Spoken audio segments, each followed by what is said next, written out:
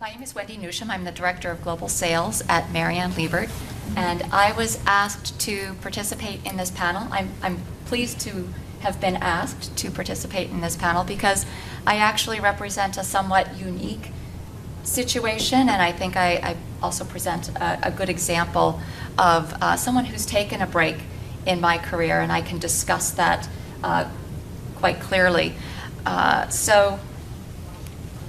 For those of you who know me, you kind of know my background. This won't advance. Oh, okay. I actually started my career in educational publishing.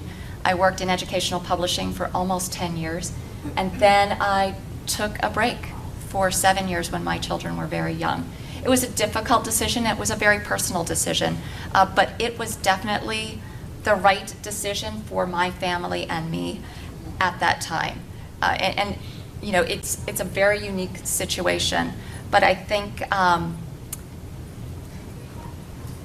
some of the respondents had similar experiences facing the same decision, but it seemed that anecdotally, most people who were faced with the decision when they had a young family did not decide to stay home. In fact, I was actually somewhat disappointed to learn that of the 925 people actually skipped the career break question. So that means they didn't take one. So they skipped right by it and didn't get any of the follow-on questions. 257 of the people who did respond provided comments, and a lot of those comments were no, I didn't take a break. So even though they went through and they answered the question, they went on to say no. So I think the number of people in this industry who have taken a break in their career is really quite low. So I was interested to learn that. And I also thought it was very interesting that 0 of the people who responded who claimed minority status had taken a break in their career. I think that tells us a lot.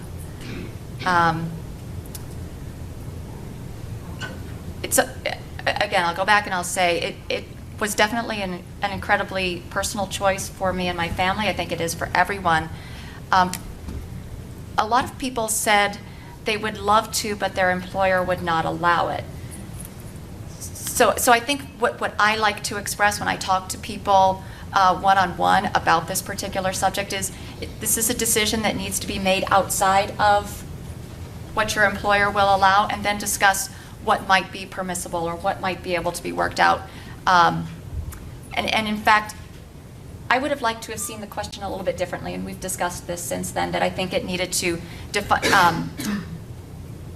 identify whether it was referring specifically to a paid break, such as a maternity break, or if it was an unpaid, you made the decision to take an unpaid, and I'll get into that in a second, unpaid break to leave your current role.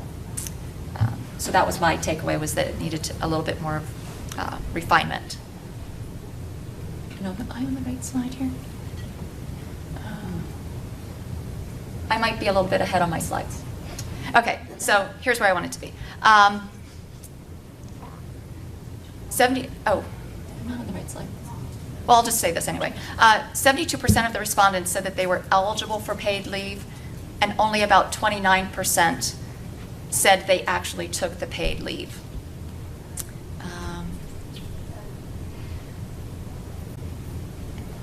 No, I am here. Oh, sorry.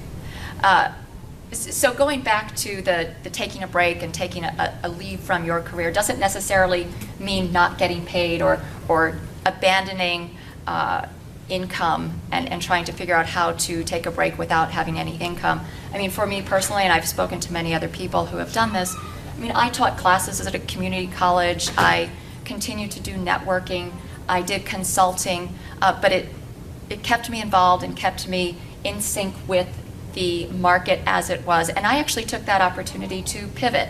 And when it was time for me to return, I did not return to educational publishing. Obviously, I moved into scholarly publishing, which turned out to be a very good decision for me. Oops, so I didn't know. And I also wanted to point out something that was mentioned in a session yesterday.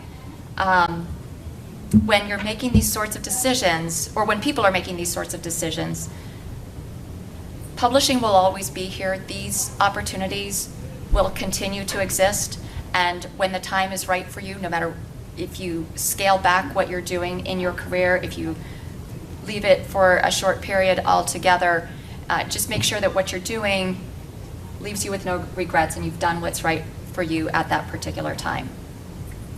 So that's my part. Who's next? I think it's me. Oh, Susan. Oh, okay. Do you want this? Would you mind doing it? That'd be lovely.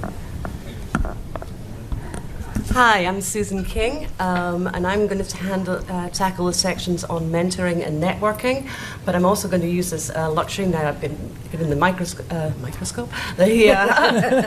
microphones also to editorialize a little bit on my experience. So, if we could go to the first slide. So, mentoring. In actual fact, our question was quite broad. We asked people if they'd had a mentor, an advocate, a sponsor, a career coach, or other advisor. So it was quite broad. Most people responded that they hadn't been mentored, although there was a small group that weren't sure. I'll touch on that in a little bit more. 62% of those who were mentored did find it be impactful, but most of them, it was not part of a formal program, as noted here. And I pulled out one of the comments that actually said it is actually best when it's informal, based on mutual interests. So you're finding a mentor that sort of fits with you, although then it was also noted it can be well done in companies.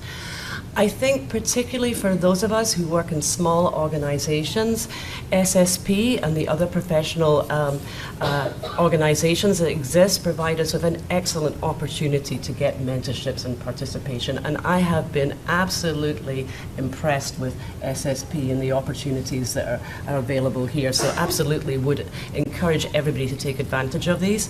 And just a call out to Adrian Stanley. I think I can still say President-elect, right? No, I don't think it's till the end of the meeting. Oh, I'm on the cusp. I'm on the cusp. So, calling out just a really excellent scholarly kitchen post that he wrote earlier this year. So, going on to the next slide.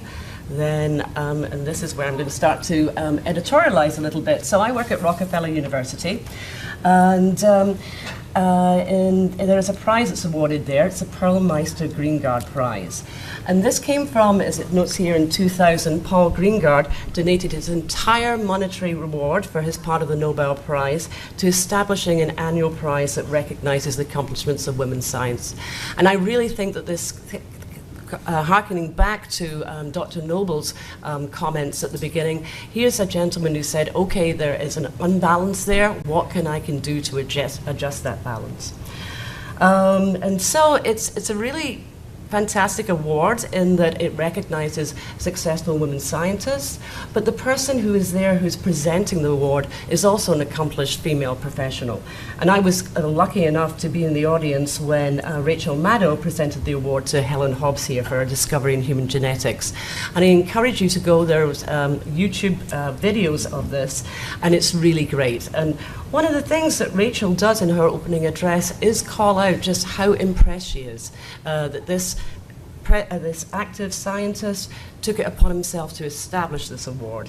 And she also has a really interesting and kind of sad observation I found in her presentation, where she says, you know, I'm Rachel Maddow, right? You know, I got a building, I got floors that's named after me, I got cups with my name on. She said, and every year we take on interns. And she said, every year, without exception, all of the male interns will come into my office and say, Rachel, what career advice can you give me? How can you help me with my career? And she said, in all of my time, not one woman has done that, come through to the office and had that. And she said, and when I go to the women that are interning and say, what can I do to help you? They're like, oh, why are you asking me? What's wrong? What am I doing wrong? And I just throw that out because I think it's really quite sad. So just a sad observation. Moving on to myself then, next slide. Oh, no, that's not, no, it's not this one, sorry. So, coming back to, do you ever have a mentor? When we went to the survey, this question we asked, it was interesting. Was your mentor female or male? So it looked like there were more female mentors than there were male. It was interesting that males reported, as noted here, an almost equal split of mentor. So males tended to have either, pretty half and half, a male mentor or a female mentor, whereas females reported more females as males as their mentor, which I thought was an interesting observation. And it looks like we're equally good at offering to mentor people, both men and women. Back to myself now. So I'm probably one of those people in the 4% who wasn't really aware they'd had a mentor, because I think really what I had in my career was an advocate and a sponsor. And I really benefited very strongly by having Brian Crawford, BDC here, not RBG, but BDC, and please go and see that movie. I really encourage you to do that. So Brian recruited me first to Wiley, thanks to the recommendation of a gentleman by the name of Peter Brown, who was a consultant. And Peter Brown recommended me from the words of Sidney Brenner, so gave me the edge. Publishing, as you can note, was a little bit different then. I don't know if it's legible there, but here's a little bit Mad Men moment. Read from Peter to Sidney Brenner. Peter says, well, I've got this new strategy, the lack of Brownian emotion. I basically sit, I have my lunch, I have a few glasses of wine, and wait for things to come to me. Things have changed. But anyway, so I do encourage you, reach out and get yourself, I think an advocate and a sponsor is the way to go. This man recruited me, he promoted me. He was a hard taskmaster, but I think it probably did me well. He encouraged me to step forward and volunteer and serve actually on the PSP, and that really has benefited me. So thank you, Brian. Moving on then, this is just an observation in terms of mentoring, because I think we can learn from everybody. And so I don't think we should necessarily think as mentoring as a sort of, I'm up here and you're down here. And I actually think that really, for success, really, we want, as I say here, sorry, I can't even pronounce the word, but anyway, I think that you should listen to everybody. And a little observation here, I'm British, I moved to the States, I really miss the National Theatre, but now I can go to a movie theatre and watch screenings of performances that I would have missed because I'm no longer in London.